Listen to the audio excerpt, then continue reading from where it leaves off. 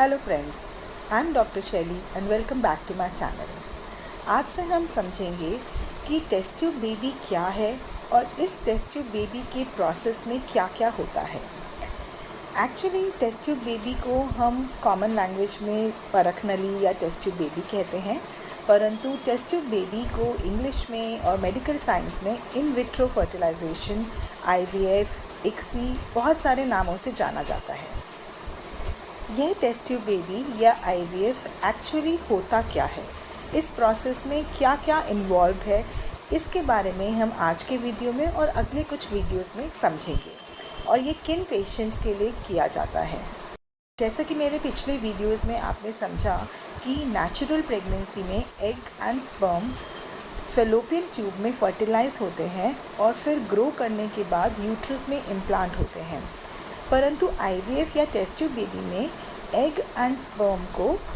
Body के बाहर lab में IVF लैब में फर्टिलाइज़ कराया जाता है। इस फर्टिलाइजेशन की डिफरेंट टेक्निक्स पॉसिबल होती हैं जिनके द्वारा ये फर्टिलाइजेशन कराया जाता है और उसके बाद जब वो बेबी कुछ दिन तक लैब में ग्रो किया जाता है अराउंड 4 to 5 to 6 डेज़, और जब वो 4, 5, 6 डेज़ का ग्रो हो जाता है उस बेबी को हम मदर के यूट्रस में वापस से ट्रांसफ़र कर देते हैं और उसके बाद का सारा प्रोसेस नेचुरल प्रेगनेंसी से मिलता जुलता ही होता है। और यही एक छोटा सा प्रोसेस है कुछ दिनों का जो IVF प्रक्रिया का पार्ट है। इस IVF प्रोसेस में कुछ स्टेप्स होते हैं। पहला प्रोसेस है कि आप डॉक्टर को जाके कंसल्ट करते हैं, वो आपकी रिपोर्ट्स चेक करते हैं, डायग्नोसिस बनाते हैं और वो डिसाइड करते हैं कि आपको IVF की ज़रूरत है। IVF अगर ज़रूरत है तो उसके बाद वो सबसे पहले आपकी वाइफ को कुछ इंजेक्शंस देते हैं, कुछ टैबलेट्स देते हैं जिससे कि उनकी ओवरी में एग थोड़े ज़्यादा बने, थोड़े नॉर्मली जो जैसे सिंगल या 2 एग्स बनते हैं नेचुरल साइकिल में, इसमें वो थोड़े से ज़्यादा बने। और उसके बाद एक प्रोसेस होता है एग रिट्रीवल का, जिसमें एक शॉर्ट एनेस्थीसिया में उन एग्स को एक नीडल द्वारा सक आउट कर दिया जाता है या एस्पिरेट कर लिया जाता है, जिसे हम ओवम पिकअप या oocyte रिट्रीवल कहते हैं।